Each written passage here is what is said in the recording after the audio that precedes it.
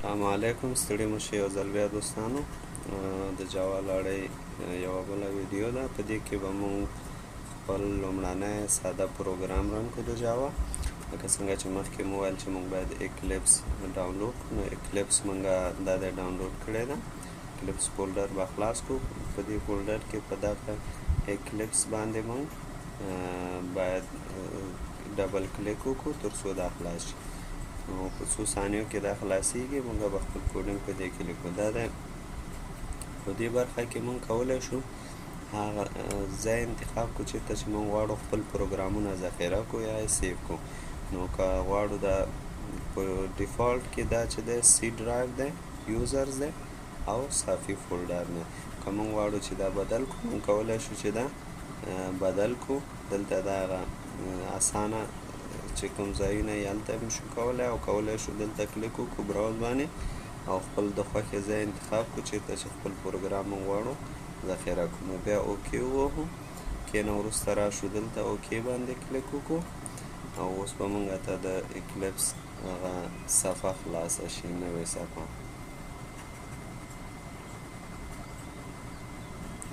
دا د اکلیپس خلاصه شوله. نو دا د اکلیپس صفحه ده. په دې کې مونږ کولی شو چې لومړی باید مونږه په فایل باندې کلیک وکړو، راشو نیو ته، نیو نه جاوا پروجیکټ. مونږه باید خپل پروجیکټ وټاکو. نو دلته پروجیکټ ته نوم ورکړو. ښه، نو اوس مونږه په دې ځای کې خپل هغه ته جاوا پروجیکټ ته نوم ورکوو، مثلا جاوا. ورپسې دا خلاص شو. دا دی بیا په دې پروجیکټ باندې رایټ کلیک کوو. دا دی هم کو. راځو نیو ته، راځو پیکیج ته. نو اوس خپل پیکیج ته نوم ورکوو، مثلا ټیسټ نوم.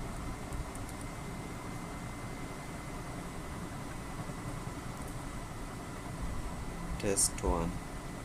ښه، نو اوس چې کله مونږه ټیسټ 1 پیکیج جوړ کړو، په دې باندې رایټ کلیک کوو، راځو نیو ته. اوس کلاس زموږ دپاره ډېر مهم دی.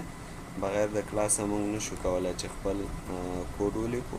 جاوا کې چون دا کلاس بیس ده، نو موږ باید خپل کوډ په کلاس سره شروع کړو. کلاس باندې کلیک کوو. اوس دلته په دې برخې ته اوس دلته موږ کلاس ته نوم ورکوو. د کلاس په نوم ورکولو کې باید موږ دقت وکړو. لکه دلته نوم نشي کېدلی چې په نمبر باندې شروع شي. دلته ګورئ چې غلطي ورکوي. نشي کېدلی چې په خاصو کرکټرونو یا خاصو حروفونو لکه منفي چې ده، مثبت ده، یا مساوي علامه ده، یا قوس ده، یا تقسیم علامه ده، په دې سره نشي شروع کېدلی. نو د کلاس د نوم دپاره به یا موږ په حروف شروع کوو او یا هم په اندرسکور باندې. نو موږ په حروف باندې شروع کوو او بل د کلاس نوم باید د کلاس د کنټنټ یا هغه کلاس چې په کومه باره کې دی د هغې سره مطابقت ولري. لکه موږ غواړو یو ساده جمله پرنټ کړو چې سلام دوستانو. نو موږ کلاس ته نوم ورکوو سلام. نو دلته څه نور شارټکټ شیونه دي لنډیز چې هغه وروسته په نورو ویډیوګانو کې موږ وایو، اوس ورباندې کار نه کوو. اوهو فینش. ښه، دا دی زمونږ کلاس جوړ شو په ټیسټ 1 پیکیج کې. کلاس زمونږ نو موږ خپل مین میتود لیکو. لومړی لیکو پبلیک سټیټیک وایډ مین او بیا ورپسې واړه قوسونه او د واړو قوسونو په منځ کې سټرنګز. البته اس باید په غټ تورې سره اوسیږي. هغې نه وروسته ارکس او بیا لوی قوسونه او بیا د دې وړو قوسونو نه د باندې باید مونږه خپل منځني قوسونه ولیکو او د هغې تر منځ سره مونږه خپل کوډینګ لیکلی شو. نو لکه څنګه چې تاسې د سی او سی پلس پلس نه پوهیږئ چې هلته په سی کې د آوټپوټ دپاره مونږ پرنټ اف لرو او په سی پلس پلس کې مونږ د آوټپوټ دپاره سی آوټ لرو. په جاوا کې مونږ د آوټپوټ دپاره سیسټم ډاټ آوټ کاروو. نو لیکو سیسټم، البته اس په غټ تورې سره اوسیږي، سیسټم ډاټ آوټ ډټ پرنټ او ورپسې بیا موږ هغه لیکو، قوسونه لیکو، د قوسونو په منځ کې ډبل کوټیشن خو تاسو پوهیږئ چې د هغه نه چپ طرف ته د انټر نه چپ طرف ته لومړنۍ کلي ده شفت او دا به ووهئ 2 ځلې تر څو ډبل کوټیشن شي او د دې ترمنځ به ولیکئ سلام دوستانو. نو سلام دوستانو چې کله هم ولیکه د هغې نه وروسته زمونږ غواړو چې همدغه پرنټ کو، نو دا به موږ ته د سکرین په مخ باندې پرنټ شي. نو د دغه ډبل کوټیشن په منځ کې چې هر څه موږ لیکو دا د سکرین په مخ باندې پرنټ کیږي. نو د دې لپاره چې موږ رن کو، موږ به د دې ځای نه رن کوو، زو دې ځای ته، او چې کله دې باندې کلیک کړو نو په څو ثانیو کې دا رن کیږي. نو دا د تاسو وینئ چې په دې ځای کې موږ ته آوټپوټ ښیي.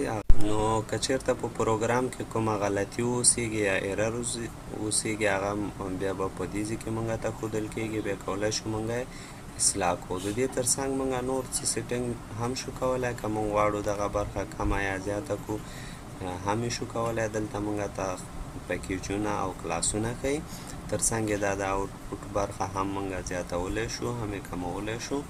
او په دې ښي طرف ته په دې ځای کې موږ ته هغه کوم کلاس چې موږ رن کوو د هغې مین میتودونه او د کلاس نیم او پیکیج نیم دا شیونه ښیي.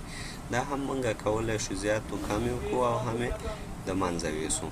د دې تر څنګ یو مهم شی چې دی هغه که اوس وګورو د دغه فانټ سایز ډېر کوچنی دی، شاید ښایي تاسې په صحیح ډول هم ونه شئ لیدلی. نو د همدې دپاره که غواړئ چې دا غټ کړئ نو راځو په وینډوز باندې کلیک کوو، د هغې نه وروسته پریفرنس باندې کلیک کوو او بیا وروسته موږ راځو جنرال باندې کلیک کوو.